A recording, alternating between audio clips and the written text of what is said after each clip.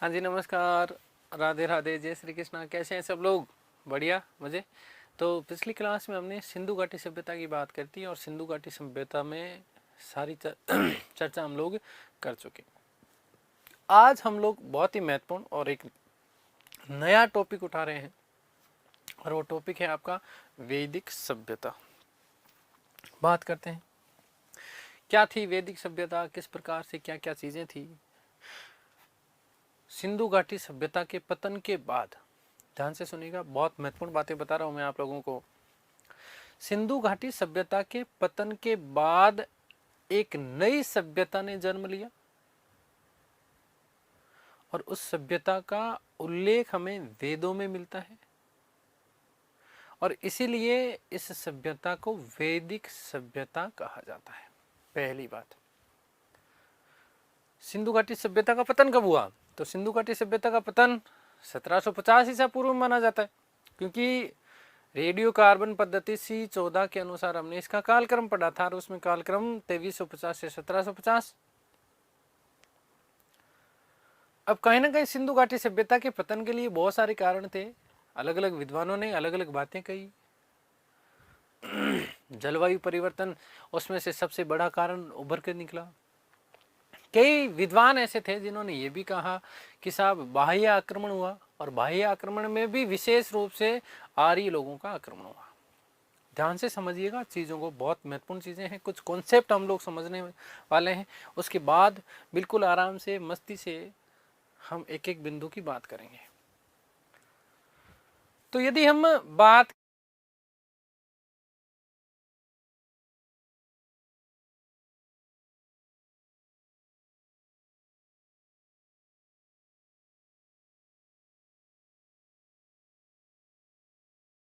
सभ्यता मानी जाती है सिंधु घाटी सभ्यता को। अब इसी क्रम में यदि हम दोस्तों बात करते हैं तो ये अभी हाल ही में ये बड़ा विशेष चर्चा का मुद्दा रहा। वैदिक सभ्यता का कालक्रम, संपूर्ण वैदिक सभ्यता का कालक्रम की यदि हम बात करते हैं तो ध्यान से सुने। केवल बेसिक बातें ही कर रहे हैं हम लोग, अभी कोई टॉपिक नहीं पढ़ रहे, बेसिक चीजें समझ रहे हैं, प्रयत्न कर रहे हैं क्या चीज है। हम यदि वैदिक सभ्यता के कालक्रम की बात करते हैं तो संपूर्ण वैदिक सभ्यता का जो कालक्रम माना जाता है वो 1500 ईसा पूर्व से लेकर के 600 ईसा पूर्व तक। अब यदि हम सिंधु का कालक्रम उठा करके देखें, सिंधु का यदि हम कालक्रम उठा करके देखते हैं तो सबसे जो प्रामाणिक माना जाता है वो 2350 से 1750 ईसा पूर्व। तो कहीं ना कहीं 200 वर्ष का डिफरेंस आ रहा है। तो वो तर्क भी कहीं ना कहीं गलत साबित हो जाता है कि भाई सिंधु घाटी सभ्यता का पतन आर्यों के आक्रमण के कारण हुआ, आर्यों के आक्रमण के कारण हुआ। फिर यदि हम बात करें, सिंधु घाटी सभ्यता नगरीय सभ्यता है और यदि वैदिक की बात करें तो ग्रामीण सभ्यता है, ग्रामीण सभ्यता है। अब इस कड़ी में हम लोग बात करें, इस कड़ी में हम चर्चा करते हैं तो बड़ा, मैंने कहा ना अभी हाल ही में ये मुद्दा थोड़ा सा विवादास्पद मुद्दा रहा कि दोनों में से पहली सभ्यता कौन है, कौन सी है। और फिर आर्यों के मूल स्थान को लेकर के भी जो है, अभी आर्यों की भी चर्चा करेंगे, ये भी बड़ा मुद्दा कंट्रोवर्शियल रहा अभी। तो कहीं ना कहीं हम यदि वैचारिक दृष्टिकोण से, एक मानवीय दृष्टिकोण को मद्देनजर रखते हुए हम एक बात करते हैं, सामान्य बात यदि करते हैं तो हमारे दिमाग में ये चीज आती है कि कहीं ना कहीं पहले ग्राम आया होगा, ग्रामों से नगरों का विकास हुआ। प्रारंभिक जो स्थिति, भाई बच्चा सीधा बड़े थोड़ी हो जाएगा, बच्चा सीधा बड़ा थोड़ी हो जाएगा, बच्चा भी तो एक उत्तरोत्तर विकास की सीढ़ी चढ़ता है। बच्चा भी तो एक उत्तरोत्तर विकास की सीढ़ी चढ़ता है। इसी विकास के फलस्वरूप भाई मेरा ये जो भौतिक स्वरूप आप लोगों को दिखाई दे रहा है, क्या मैंने यही भौतिक स्वरूप एकदम अचानक से तो प्राप्त नहीं किया।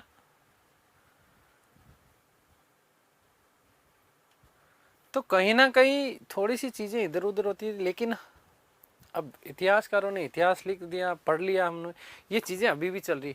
हमारे दिमाग फिर यही रखना है कि चलो ठीक है, सिंधु घाटी सभ्यता पहले आई थी और उसके पतन के बाद एक नई सभ्यता ने जन्म दिया, और उस सभ्यता का नाम क्या है? वैदिक सभ्यता। क्या है? वैदिक सभ्यता। लेकिन हम लॉजिकल रूप में सोचें तो ऐसा थोड़ा सा मानना हमारे लिए मुश्किल सा प्रतीत हो रहा है, मुश्किल साबित हो रहा है। ठीक है, वैदिक सभ्यता। अब मैंने अभी अभी कहा कि वैदिक सभ्यता जो है, ये देखिए आप सामने दिख भी रहा होगा, गुरुजी बैठे हुए हैं, ठीक है, ज्ञान दे रहे हैं, चारों तरफ उनके विद्यार्थी बैठे हैं। वैदिक सभ्यता, ठीक है, वैदिक सभ्यता का उल्लेख हमें कहाँ मिलता है? पहला प्रश्न, वैदिक सभ्यता कैसी सभ्यता है? ग्रामीण सभ्यता है। भारत की प्रथम ग्रामीण सभ्यता किसको माना जाता है? वैदिक सभ्यता को। वैदिक सभ्यता का उल्लेख हमें कहाँ मिलता है? वेदों में। वेदों में। कहाँ पर?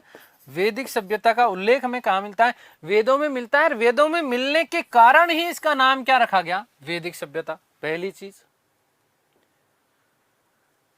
वैदिक सभ्यता का उल्लेख हमें कहाँ मिलता है? वेदों में मिलता है। कहाँ मिलता है?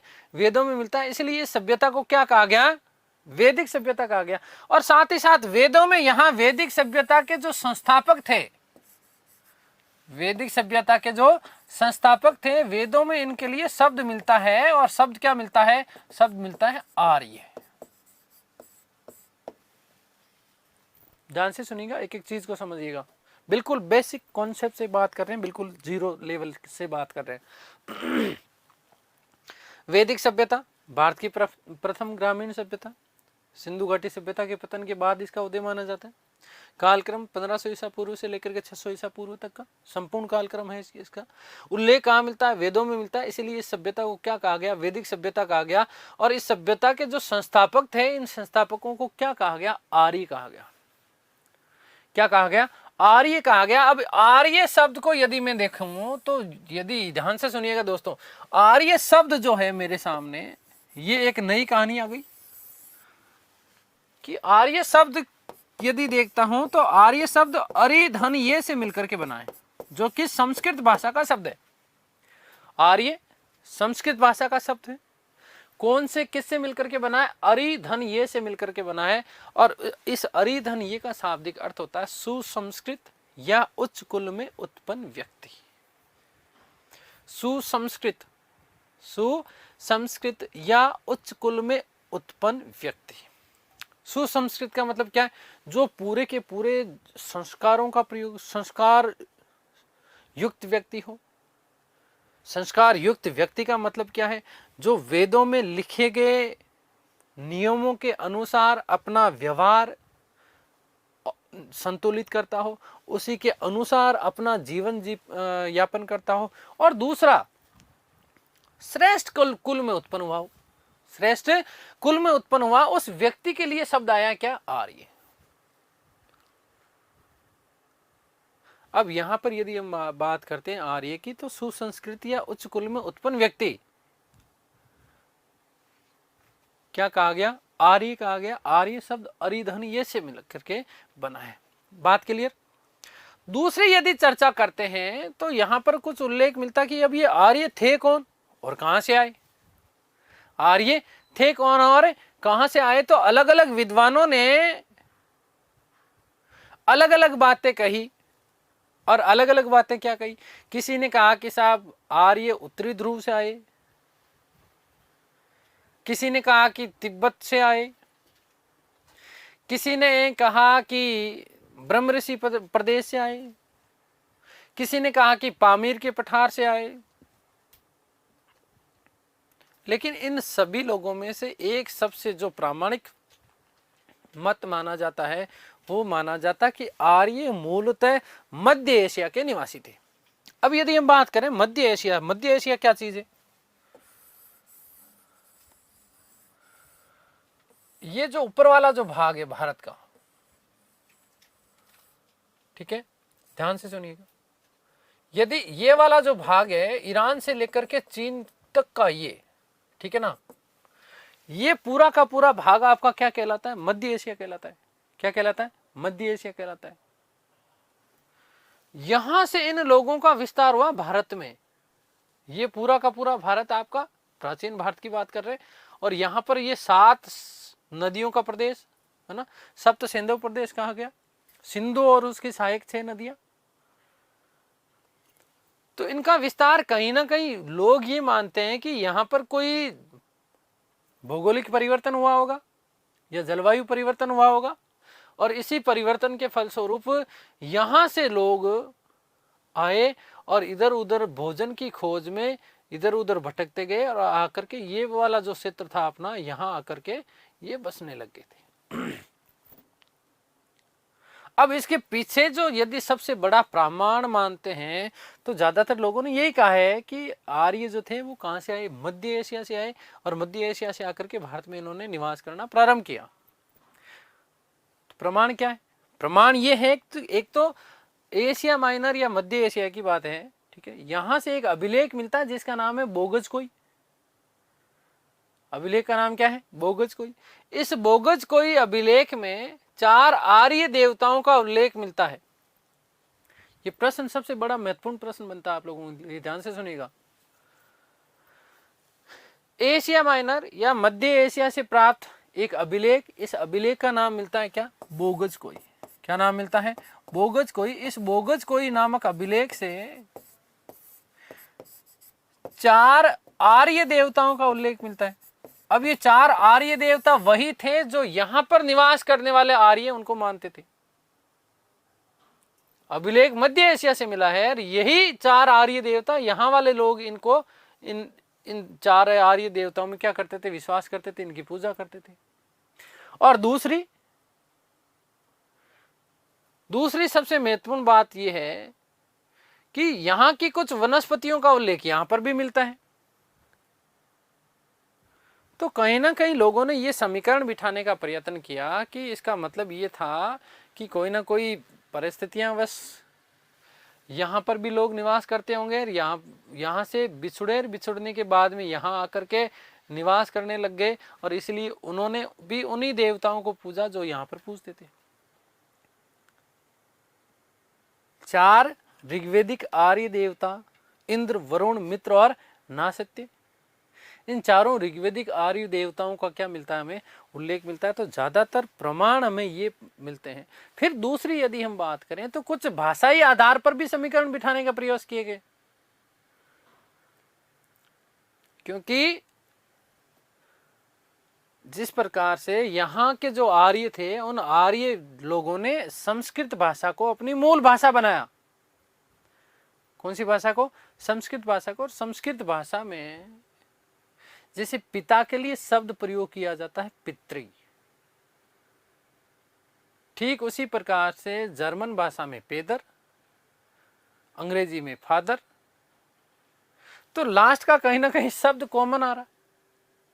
तो कुछ भाषाई समीकरण के आधार पर भी लोगों ने अलग अलग तथ्य प्रस्तुत किए कि ये आर्य यहाँ के थे, यहाँ के थे, यहाँ के थे, ठीक है।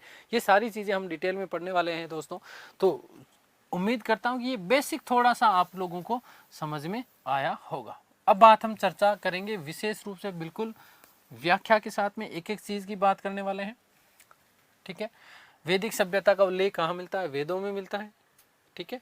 और वेदों में इस वैदिक सभ्यता के संस्थापक किसको कहा गया? आर्य। कौन सी भाषा का शब्द है? संस्कृत भाषा का शब्द है। अरिधन ये से मिलकर के बना है। इसका पूरा कालक्रम कितना है? 1500 ईसा पूर्व से लेकर के 600 ईसा पूर्व। बड़ा प्रश्न ये आया कि आर्य कौन थे, आर्य कौन थे, कहां से आए? तो अलग अलग विद्वानों ने अपने अलग अलग मत प्रतिपादित किए। किस किस विद्वान ने क्या क्या बातें कही, ये सारी चर्चा भी हम लोग करने वाले हैं, ठीक है।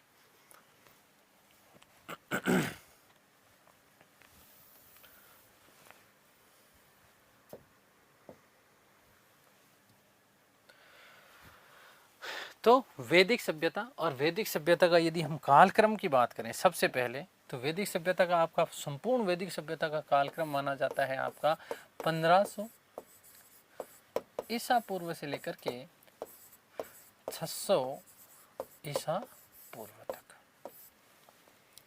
1500 ईसा पूर्व से लेकर के 600 ईसा पूर्व तक का जो कालक्रम है वो क्या है? वैदिक सभ्यता का कालक्रम माना जाता है। आगे चलते हैं। कुछ अब सारी चीज़ें मैं आप लोगों के लिए लिखने वाला हूँ तो ध्यान से सुनिएगा कि सिंधु घाटी सभ्यता के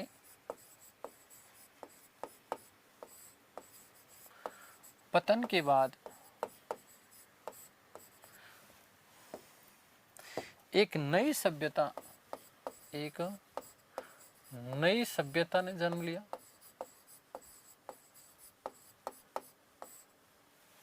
ठीक है, और इस नई सभ्यता का उल्लेख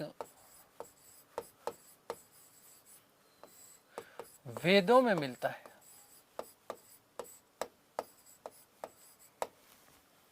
नई सभ्यता का उल्लेख कहाँ है? वेदों में मिलता है। इसी कारण इस सभ्यता को क्या कहा गया है? वैदिक सभ्यता कहा गया। अतः इसे वैदिक सभ्यता कहा गया।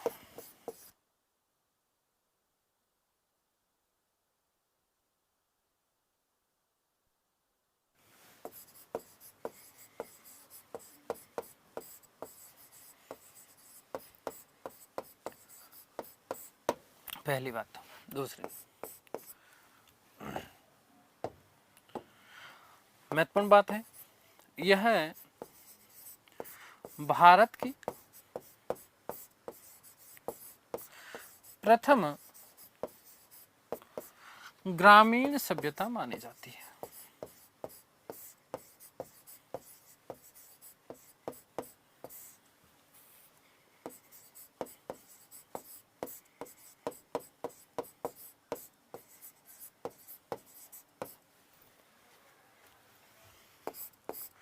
वेदों में इस सभ्यता के संस्थापकों को, इस सभ्यता के संस्थापकों को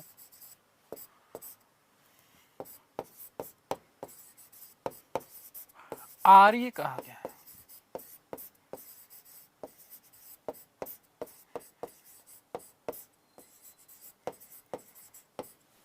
ठीक है, अब हम लोग बात कर लेते हैं कि आर्य क्या है।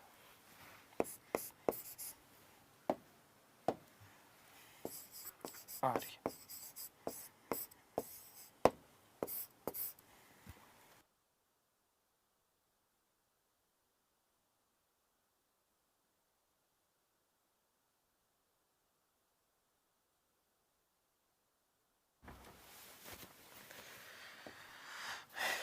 तो पहली बात ध्यान से सुनिएगा कि आर्य जो है,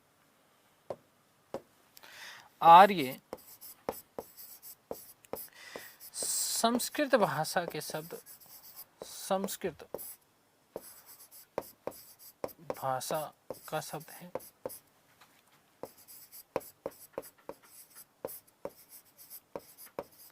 जो अरि धन ये से मिलकर के बना है।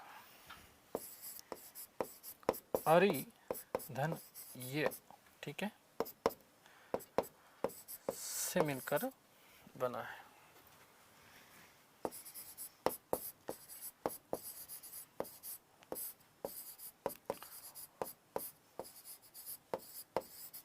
ठीक है, आर्य शब्द का शाब्दिक अर्थ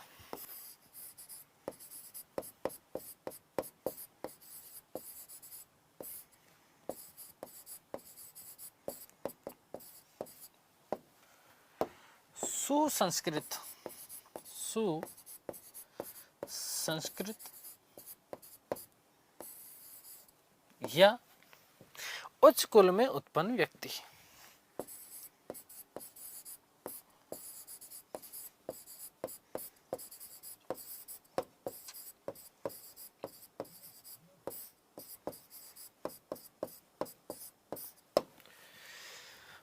बात क्लियर है? देखिए सारी चीजें क्लियर। आर्यों के बारे में चर्चा कर रहे हैं हम लोग। आर्य कौन है? पहली बात, आर्य संस्कृत भाषा का शब्द है। किस किस से मिलकर के बना है? अरि धन ये से मिलकर के बना है। आर्य शब्द का शाब्दिक अर्थ सुसंस्कृत या उच्च कुल में उत्पन्न व्यक्ति। अब देखिएगा, कई विद्वानों ने कहा कि आर्य जो थे वो नार्डिक शाखा और नार्डिक शाखा की एक सफेद उपजाति ध्यान से सुनिएगा, आर्य मूलतः कौन? नार्डिक शाखा की सफेद उपजाति से संबंधित मानव समूह को क्या कहा गया? आर्य कहा गया। ध्यान से सुनिएगा, नार्डिक शाखा की सफेद उपजाति, ठीक है ना, नार्डिक शाखा की सफेद उपजाति से संबंधित मानव समूह को क्या कह दिया गया? आर्य कहा गया। अब कैसे, क्या?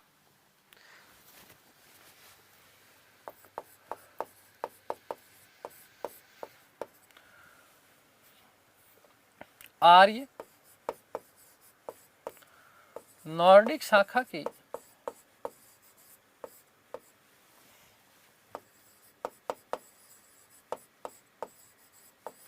सफेद उपजाति से संबंधित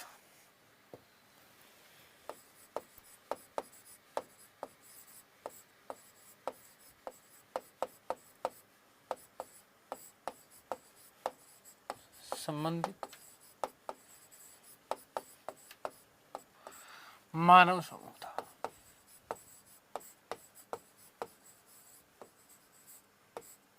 अब चीजें समझिएगा, यहां सफेद उपजाति का मतलब क्या है? नॉर्डिक शाखा क्या है? नॉर्डिक निग्रोइड, ठीक है, इन्हीं की एक शाखा सफेद शाखा। सफेद शाखा का मतलब क्या? इस शाखा के जो लोग थे वो विशेष रूप से बिल्कुल बहुत सुंदर, हष्ट पुष्ट, ये लंबे लंबे ऊंचाई डील सील वाले, ठीक है ना, बढ़िया सुंदर लोग होते थे। इसी समूह को क्या कह दिया गया? आर्य कह दिया गया। अब जब ये लोग आए भारत में, तो आने के बाद में देखो, जो व्यक्ति मजबूत होता है, जो हष्ट-पुष्ट होता है और जो शक्तिशाली होता है, वो शक्तिशाली वर्ग हमेशा अपने से कमजोर वर्ग के ऊपर हमेशा क्या करता है? अधिकार कर लेता है, शासन करता है उसके ऊपर। तो ये कुछ ठीक इसी प्रकार से हुआ होगा कि आर्य जो था वो नॉर्डिक शाखा की सफेद उपजाति से मानव संबंधित समूह था, बड़े हष्ट-पुष्ट और सुंदर हुआ करते थे।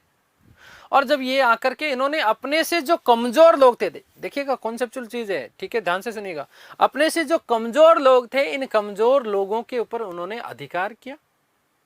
और अधिकार करने के बाद में इन्होंने अपने उन लोगों को जीतने के बाद उन लोगों को अपना दास बनाया।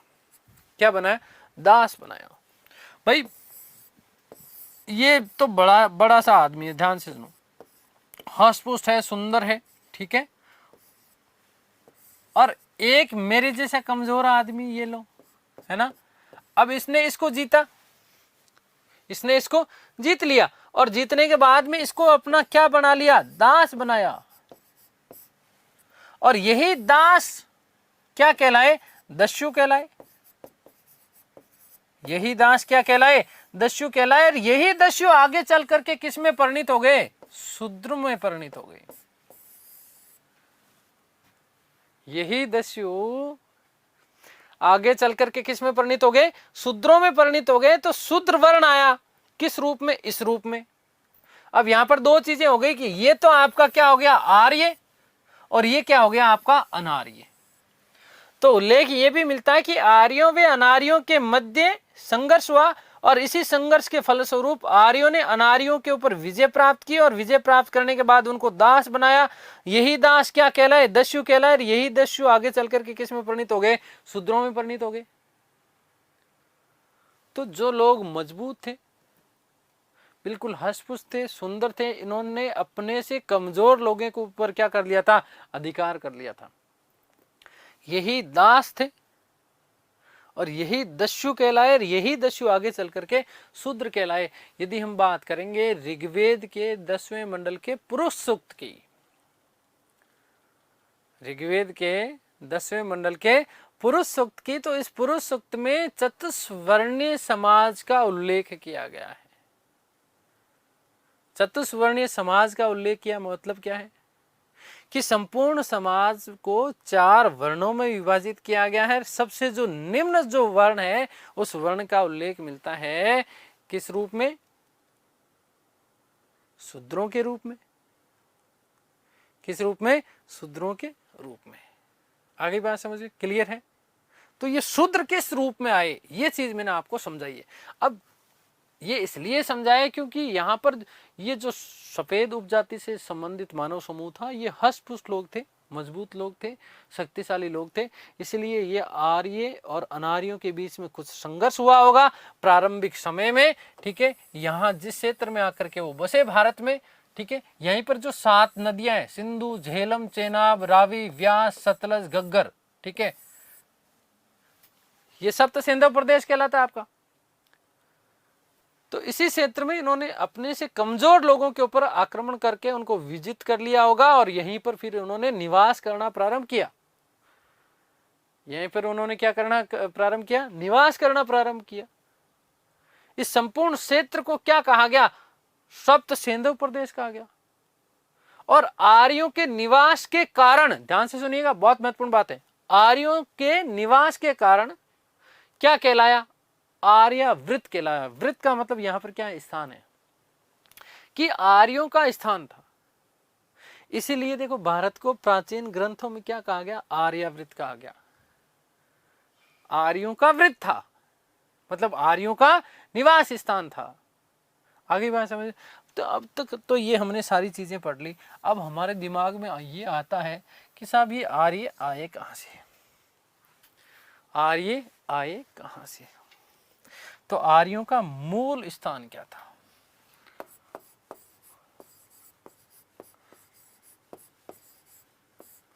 आर्यों का मूल स्थान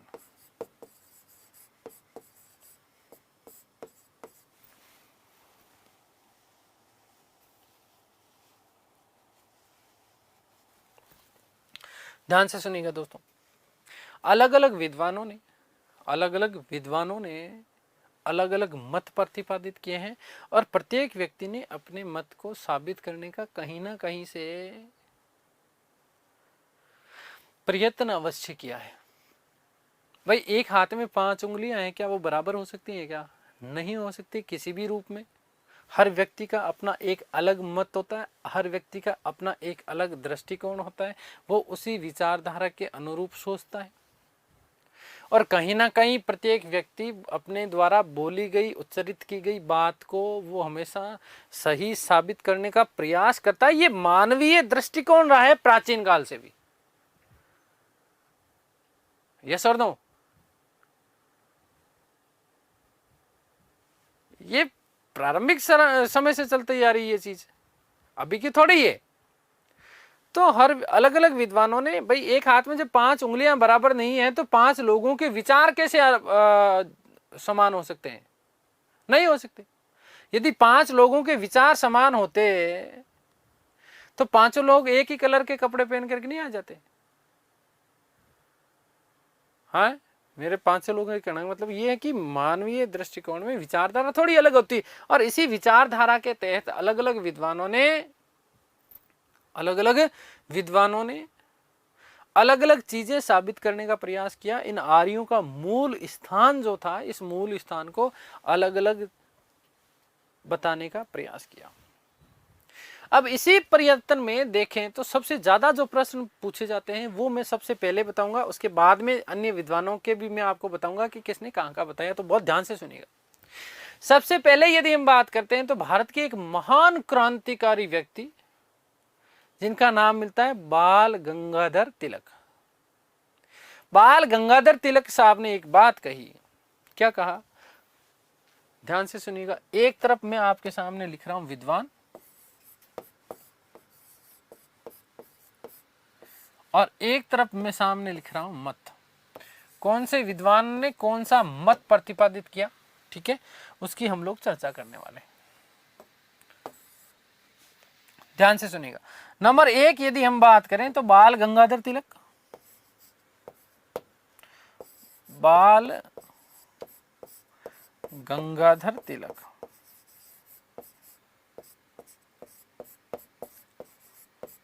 तिलक साहब ने क्या कहा? बाल गंगाधर तिलक साहब ने ये कहा कि साहब आर्य जो थे वो उत्तरी ध्रुव से आए थे। आर्य कहां से आए थे? उत्तरी ध्रुव से आए। लोगों ने पूछा बाल साहब क्यों?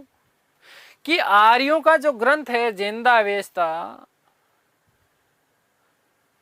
जो आर्यों का उधर मध्य एशिया के जहाँ से उल्लेख मिलता है, उन आर्यों ने एक ग्रंथ लिखा। ईसाई धर्म के जो लोग थे, जिंदा अवस्था सबसे पवित्र ग्रंथ माना जाता है ईसाई धर्म का। तो आर्यों के ग्रंथों में कि 6 महीने का रात और 6 महीने का दिन का उल्लेख मिलता है।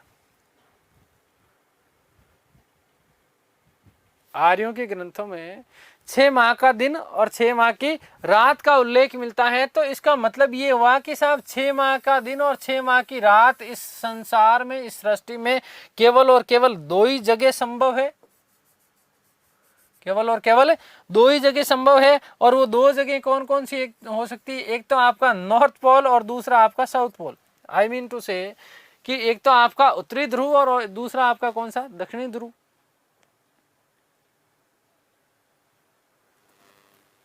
तो विद्वानों ने कहा देखो बाल साहब, आप हमारे लिए आदरणीय व्यक्ति हैं, फिर उत्तरी ध्रुव ही क्यों? दक्षिणी ध्रुव भी तो होना चाहिए। आप जिस 6 माह और 6 माह और रात की, दिन रात की बात करते हो, तो वो तो 2 जगह संभव है। उत्तरी ध्रुव में भी होती है, दक्षिणी ध्रुव में भी होता है, क्योंकि पृथ्वी अपने अक्ष के ऊपर घूर्णन करती है, जबकि सूर्य अपने अक्ष के ऊपर बिल्कुल क्या रहता है? सूर्य तो एक ही जगह स्थिर रहता है। सूर्य तो एक ही जगह स्थिर रहता है। यस और नो? ये 0 डिग्री भूमध्य रेखा, इधर यहाँ पर 23.5 डिग्री उत्तरी ध्रुव, 23.5 डिग्री दक्षिणी ध्रुव, और उसके बाद में 66 डिग्री, फिर उसके बाद में ये यहाँ आते आते 90 डिग्री हो जाता है। ये पूरा का पूरा ये आपका क्या है? 90 डिग्री उत्तरी ध्रुव और 90 डिग्री दक्षिणी ध्रुव। यदि यहाँ इस वाले भाग में 6 माह का दिन होगा, तो इस वाले भाग में 6 माह की रात होती है। और यदि इस वाले भाग में 6 महीने का दिन होगा, तो ये वाला भाग सूर्य के पिछली तरफ होगा, तो भैया यहाँ 6 महीने का रात हो जाएगी। तो ये तो बात कुछ हजम नहीं हो रही है कि भाई 6 माह का दिन और 6 माह का रात तो 2 जगह संभव थी, उत्तरी ध्रुव और दक्षिणी ध्रुव। लेकिन फिर भी ठीक है, उन्होंने कह दिया इसलिए मान लिया, क्योंकि पृथ्वी पश्चिम से पूर्व की तरफ, पश्चिम से पूर्व की तरफ घूर्णन करती है ना। सूर्य अब तो अपने अक्ष के ऊपर स्थित है, एक ही जगह है। सूर्य का डायरेक्शन थोड़ी चेंज होता है। पृथ्वी रोटेशन करती है, पृथ्वी क्या करती है? घूर्णन करती है। इसी से दिन और रात बनते हैं। ठीक है, ये बात सबसे पहले आर्यभट्ट ने बताई थी, आगे गुप्त काल में बात करेंगे हम लोग। ठीक है, तो उन्होंने कहा इसलिए मान लिया, लेकिन ये थोड़ा सा तर्क साबित नहीं हुआ। ठीक है, तो बाल गंगाधर तिलक साहब ने इनका जो मत था, उन्होंने क्या कहा कि जो आर्य थे वो कहाँ के निवासी थे? उत्तरी ध्रुव के थे। आर्य जो थे वो कौन से स्थल से आए थे? उत्तरी ध्रुव से आए। तो ध्यान से सुनिएगा दोस्तों, इस संदर्भ में आपको याद रखना है कि बाल गंगाधर तिलक साहब ने आर्यों का मूल स्थान क्या बताया है? तो उत्तरी ध्रुव बताया है। क्या बताया? उत्तरी ध्रुव। उसके बाद नंबर दो पे जो है सबसे महान विद्वान दयानंद सरस्वती, महान विचारक दयानंद सरस्वती। और दयानंद सरस्वती साहब ने कहा कि आर्य जो थे वो मूलतः तिब्बत के निवासी थे। कुछ भाषाई आधार पर उन्होंने बात की, कुछ वानस्पतिक आधार पर उन्होंने बात की। उन्होंने कहा कि आर्य जो थे वो कहां के निवासी थे? तिब्बत के निवासी थे। आर्य कहां के निवासी थे? तिब्बत के निवासी थे। ठंडे प्रदेशों का उल्लेख मिलता है, तो तिब्बत ठंडा प्रदेश। तो कहीं ना कहीं चीजें ठीक है, लोगों ने कहा ठीक है, अपना अपना मत है। ये आपको मत ये भी ध्यान रखना है ना।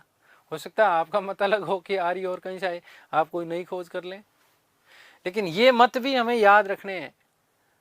ठीक है, क्योंकि अभी हाल ही में ये बड़ा विवादास्पद प्रश्न रहा आर्यों के मूल स्थान को लेकर के। अभी हाल ही में चीजें आई थी कि आर्य जो थे मूलतः सरस्वती, हरियाणा, है ना,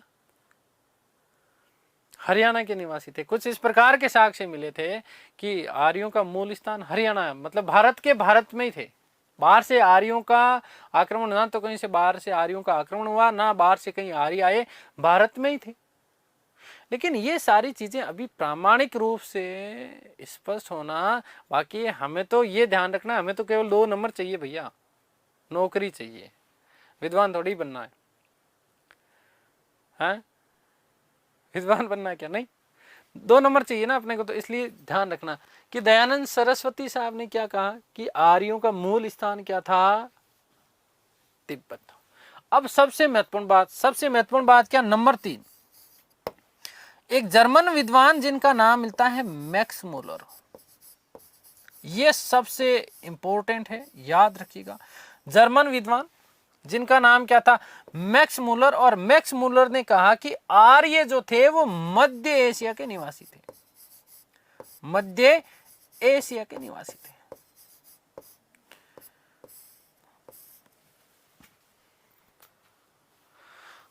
आर्य कहां के निवासी थे? मैक्स मूलर, आर्य मध्य एशिया के निवासी थे। कहां के निवासी थे? मध्य एशिया के निवासी। और मध्य एशिया के निवासी उसने कहा, लेकिन वो चीज प्रामाणिक ज्यादा साबित हो गई। कैसे? हमने कहा कि मध्य एशिया, एशिया माइनर से हमें एक अभिलेख मिला, बोगज कोई। हम अभिलेखों की चर्चा कर चुके कि अभिलेख क्या चीज होती है। किसी भी कठोर सतह के ऊपर उत्कीर्ण लेख आपका अभिलेख कहलाता है। मैं लिख रहा हूं, अभिलेख है। आप घर पे बैठे बैठे अभी लिख रहे होंगे, अभिलेख है। बस केवल और केवल एक कंडीशन अप्लाइड होनी चाहिए, क्या? कि उसकी सतह कठोर होनी चाहिए। सतह कैसी होनी चाहिए? कठोर होनी चाहिए। खैर, तो बोगज कोई अभिलेख से हमें 4 ऋग्वेदिक आर्य देवताओं का उल्लेख मिलता है, पहली बात। दूसरा, बोगज कोई अभिलेख की जो भाषा है वो इंडो ईरानी है। इंडो ईरानी का मतलब क्या है? भारतीय। इंडो मतलब इंडियन, और ईरानी मतलब ईरानी भाषा है। तो दोनों की सम्मिश्रित भाषा है, और इसीलिए ये प्रतीत होता है कि कहीं ना कहीं भारतीय आर्य, या तो भारतीय आर्य या फिर इंडोनेशियन जो आर्य थे, ठीक है, ईरानी, सॉरी माफ कीजिएगा, ठीक है, तो ये कहीं ना कहीं बिछुड़ने से पहले एक साथ निवास करते थे। कतिपय कुछ परिस्थितियां ऐसी हुई होगी, और इन परिस्थितियों के आधार पर ये दोनों समूह में अलगाव आया, और अलगाव आकर के बाद में कुछ उधर चले गए और कुछ इधर आ गए भारत की तरफ।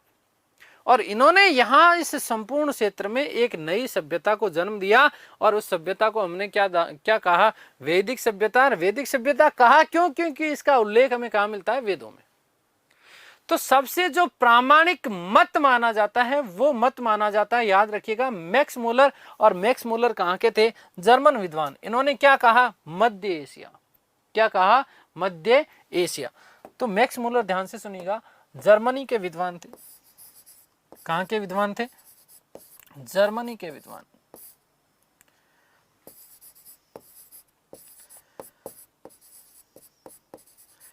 ठीक है, जर्मनी के विद्वान थे।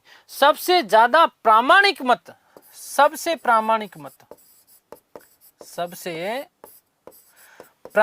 मत कौन सा माना जाता है? मैक्स मूलर का।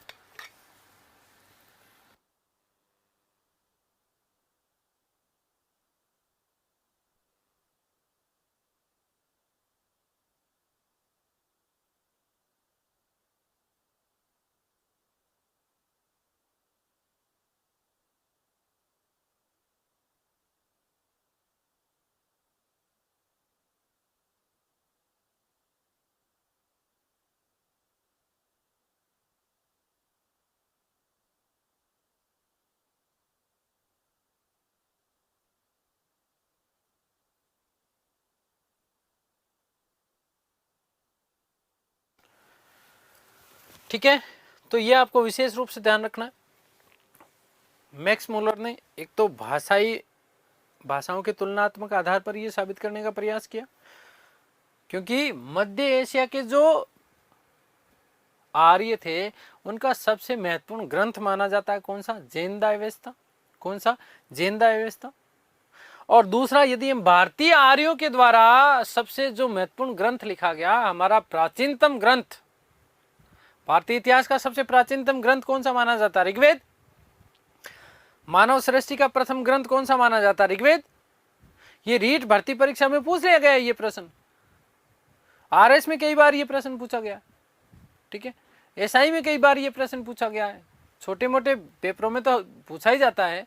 तो ध्यान से सुनना कि मैक्स मुलर साहब ने कई सारी चीजें, कई अवधारणाएं दी। एक तो जिंदावस्था की बात की, भाषाओं का तुलनात्मक अध्ययन किया, इस आधार पर उन्होंने चीजें कही कि जो भाषा जिंदावस्था में मिलती है, जो कि ईरानी आर्यों के द्वारा रचित उनका सबसे महत्वपूर्ण ग्रंथ माना जाता है। और भारत के जो आर्य थे, उन भारतीय आर्यों का भी सबसे महत्वपूर्ण ग्रंथ कौन सा माना जाता है? जिंदावस्था। कौन सा माना जाता है? जिंदावस्था। और इन दोनों में एक तो भाषा ही तुलनात्मक किया, दूसरा चीज सबसे बड़ा जो प्रमाण मिला वो कौन सा? बोगाज कोई अभिलेख। कौन सा अभिलेख? बोगाज कोई अभिलेख। और बोगाज कोई अभिलेख से हमें 4 ऋग्वेदिक आर्य देवताओं का उल्लेख मिलता है। 4 ऋग्वेदिक आर्य देवताओं का उल्लेख मिलता है, इंद्र, वरुण, मित्र और नासत्य। ये 4 ऋग्वेदिक आर्य देवता, और इन्हीं का उल्लेख बोगज कोई अभिलेख जो कि ईरान से प्राप्त हुआ है, एशिया माइनर से प्राप्त हुआ है। तो कहीं ना कहीं ये चीजें प्रामाणिक रूप में इस रूप में साबित होती है कि यहां जो मैक्स मुलर ने जो बात कही, मैक्स मुलर ने जो बात कही वो सबसे ज्यादा सटीक प्रतीत होती है। इसलिए ज्यादातर इतिहासकारों ने फिर मैक्स मुलर की अवधारणा का समर्थन करना प्रारंभ कर दिया। लेकिन इसी क्रम में यदि हम बात करें, किसकी बात करें साहब? हमारे भारत के एक विद्वान जिनका नाम मिलता है गंगानाथ झा। क्या नाम मिलता है? गंगानाथ झा। नंबर 4 पे बात कर रहा हूं, गंगानाथ झा।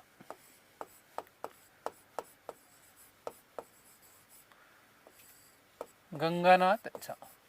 और गंगानाथ झा के अनुसार इन्होंने कहा कि आर्यों का जो मूल क्षेत्र था वो क्षेत्र कौन सा था? ब्रह्म ऋषि प्रदेश।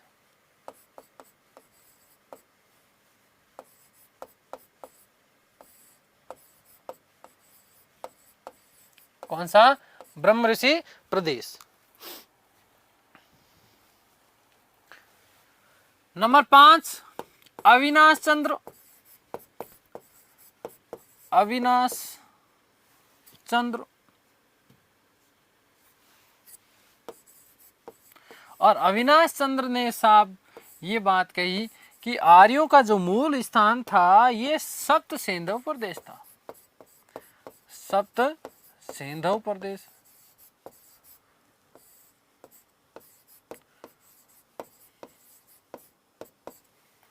इसके अलावा कुछ और विद्वान हुए जिन्होंने अलग अलग अपने मत प्रतिपादित किए, ठीक है, ध्यान से सुनिएगा।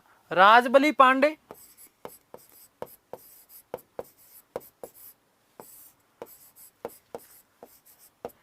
राजबली पांडे साहब कहते हैं कि आर्यों का जो मूल स्थान था वो मध्य प्रदेश था। मध्य प्रदेश था। फिर यदि हम बात करें कुछ और यूरोपीय इतिहासकारों की, तो एक नाम मिलता है गाइल्स। और गाइल्स साहब ने एक बात कही कि जो ये आर्य आए थे वो हंगरी या डेन्यूब नदी घाटी से आए। हंगरी या डेन्यूब नदी घाटी।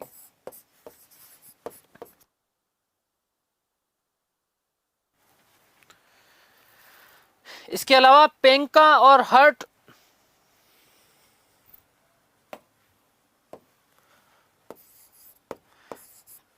पेंका वे हर्ट, पेंका और हर्ट कहते हैं कि आर्य जो थे वो जर्मनी से आए। आर्य कहां से आए? जर्मनी से आए।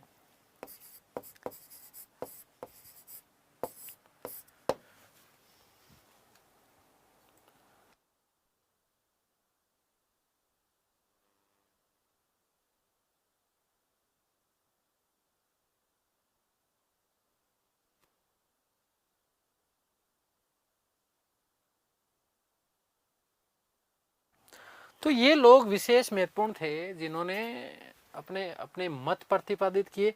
आपको विशेष रूप से याद रखने कौन कौन से, स्टार्टिंग वाले 3, एक तो कौन कौन से, बाल गंगाधर तिलक क्या बताते हैं, उत्तरी ध्रुव बताते हैं, दयानंद सरस्वती क्या बताते हैं, तिब्बत बताते हैं, जर्मन विद्वान मैक्स मूलर ने क्या बताया, मध्य एशिया बताया।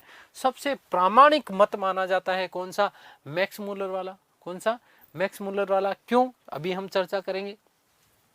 दूसरा, गंगानाथ झा, गंगा जी और ब्रह्मा जी, गंगानाथ झा और गंगा के साथ ब्रह्मा जी, है ना। तो गंगानाथ के साथ में क्या जोड़ेंगे, ब्रह्म ऋषि। अविनाश, अविनाश, किसका विनाश नहीं हुआ, सिंधु का, ठीक है ना, इसलिए सप्त सिंधु प्रदेश।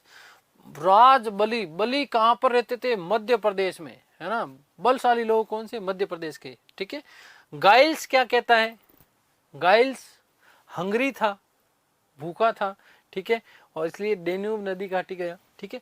पेंका और हट क्या कहते हैं कि जर्मनी थे, ठीक है।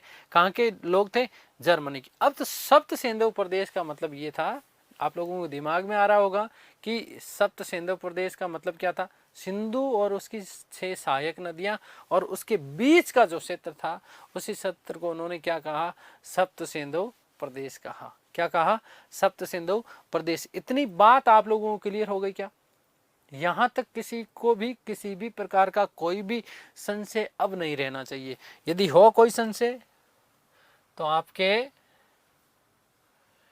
विचार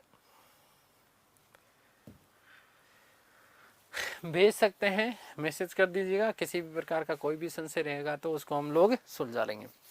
आगे हम लोग बात करते हैं, बोगस कोई अभिलेख।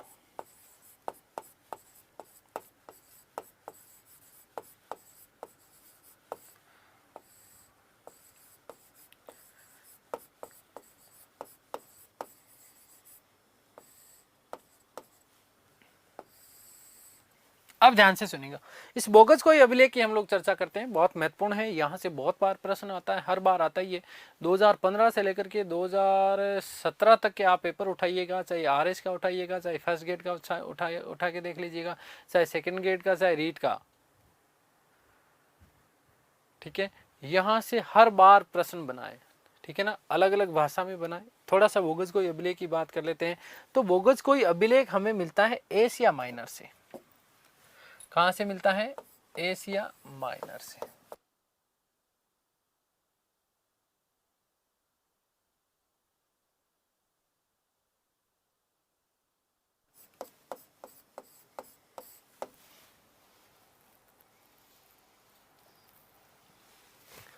अब ध्यान से सुनिएगा, एशिया माइनर का मतलब क्या है, ईरान और उसका आसपास का क्षेत्र, ईरान और उसके आसपास का क्षेत्र, ईरान व उसके आसपास का क्षेत्र।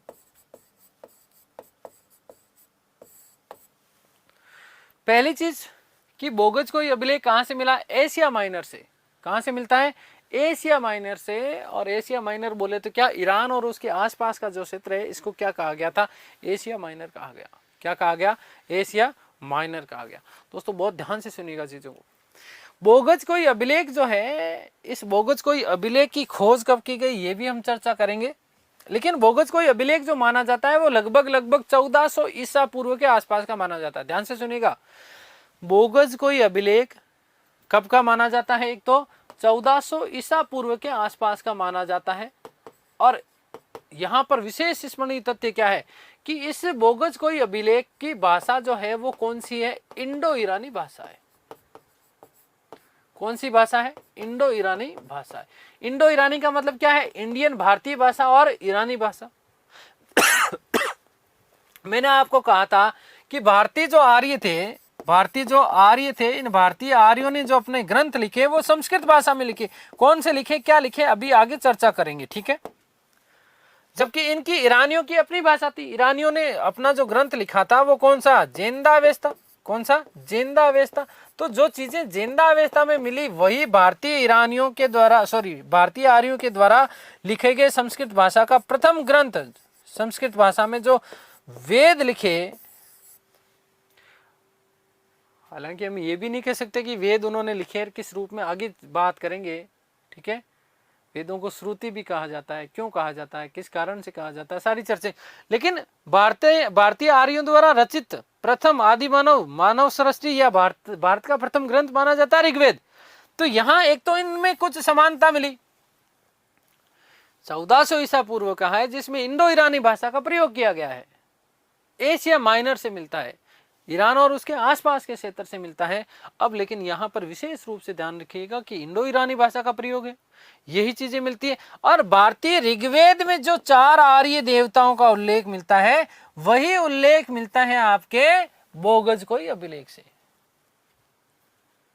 बोगज कोई अभिलेख। भारत में जो ऋग्वेद के भारतीय जो आर्य थे, इन आर्यों ने ऋग्वेद में अपने 4 वैदिक देवताओं को उल्लेख किया है। कौन कौन से? इंद्र, वरुण, मित्र और नासत्य। इंद्र, वरुण, मित्र और नासत्य, यही 4 ऋग्वेदिक आर्य देवताओं का उल्लेख बोगज कोई अभिलेख में भी मिलता है। तो यहां से लोगों ने, इतिहासकारों ने समीकरण बिठाने का प्रयत्न किया कि कहीं ना कहीं भारतीय आर्य जो थे वो बिछुड़ने से पहले कहाँ निवास करते थे? ईरान और एशिया माइनर के, अर्थात मध्य एशिया के आसपास के क्षेत्र में निवास करते थे। वहां से ये यहाँ पर आ गए। पहली बात, चीज क्लियर हुई। अब थोड़ी सी बातें हम यदि बोगज कोई अभिलेख के बारे में और करें, तो आप लोगों को याद रखना है कि बोगज कोई अभिलेख की खोज 1907 में की गई। बोगज कोई अभिलेख की खोज कब की गई है? 1907 में। और खोज करने के लिए कौन गया? खोज करने के लिए कौन गया? बताओ कौन गया? कौन गया बताओ?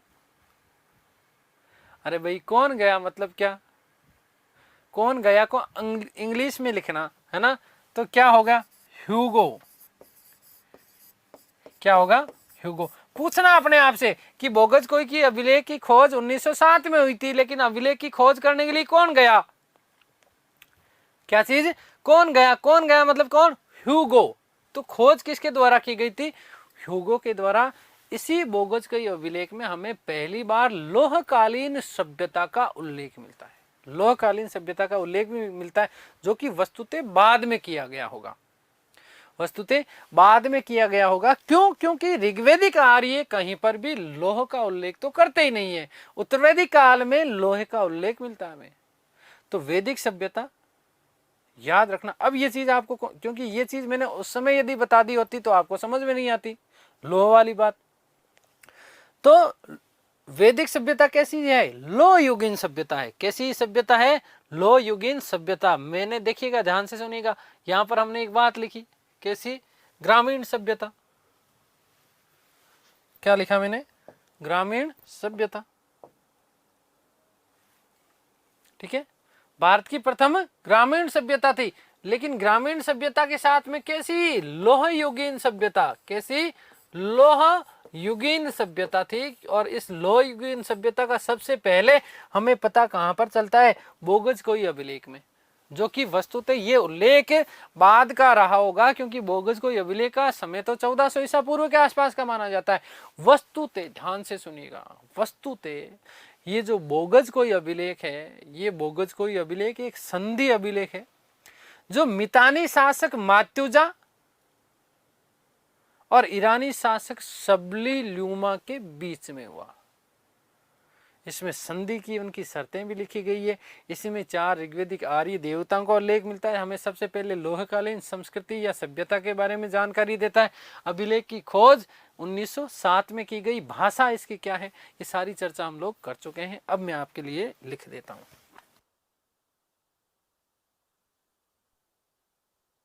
तो ध्यान से सुनिएगा।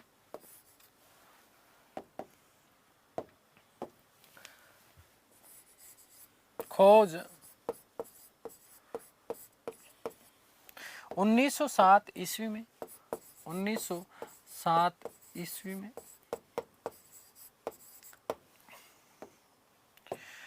ह्यूगो के द्वारा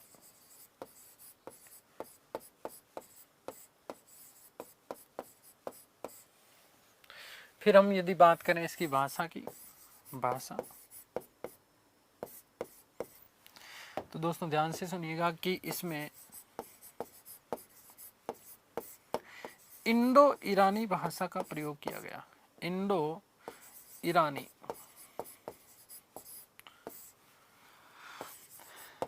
भाषा का प्रयोग किया गया।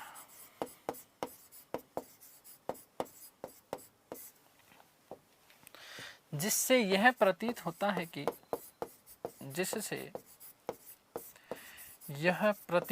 है कि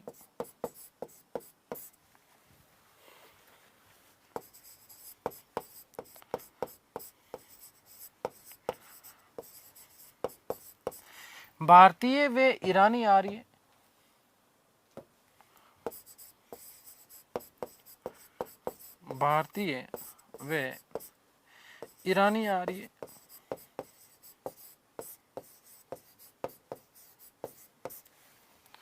एक साथ निवास करते होंगे।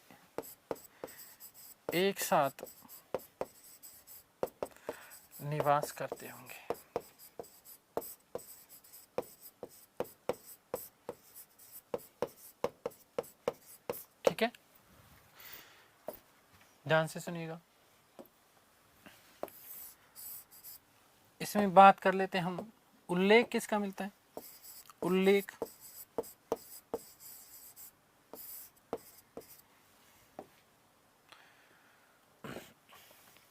इस अभिलेख में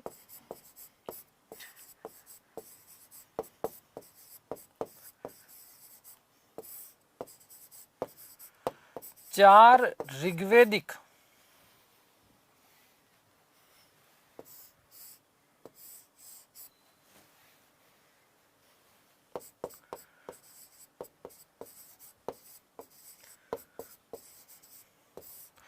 आर्य देवताओं का उल्लेख मिलता है। और ये चार ऋग्वेदिक आर्य देवता कौन कौन से हैं? Number 1 Indra, number 2 Varun, number 3 मित्र और नंबर 4 नासत्य।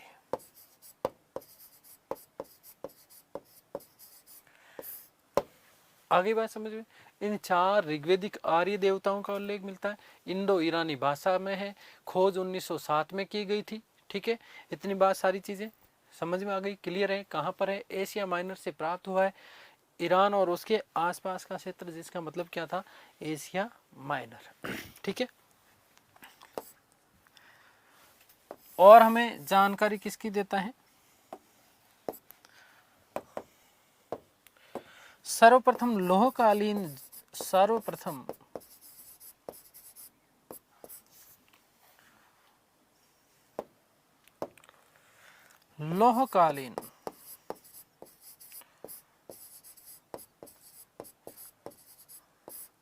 सभ्यता की जानकारी,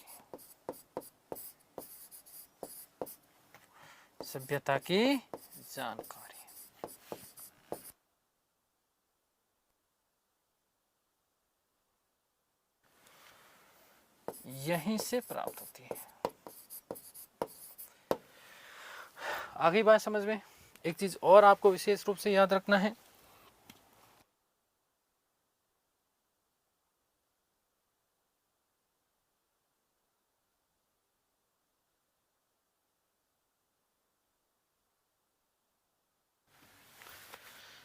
नोट कि यह एक संधि अभिलेख था।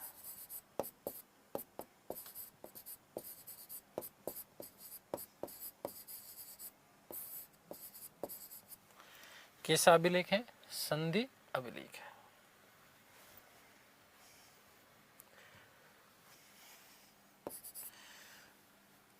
जो मितानी शासक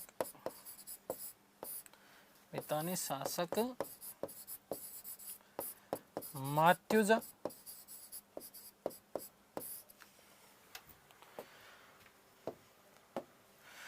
वे ईरानी शासक सबलील युमा के मध्य हुआ है। सबली ल्यूमा के मध्य। ईरानी की जगह कई जगह आपको मिलेगा हिताताई, हिताताई, ठीक है, ये भी ध्यान रखना, सबली ल्यूमा के मध्य।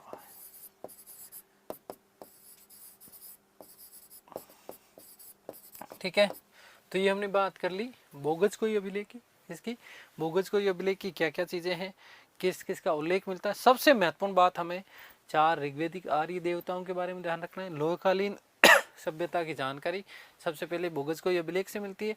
1400 ईसा पूर्व के आसपास का माना जाता है, यहाँ पर लिख रहा हूँ, ये है 1400 ईसा पूर्व के आसपास के, यहाँ 1400 ईसा पूर्व का माना जाता है।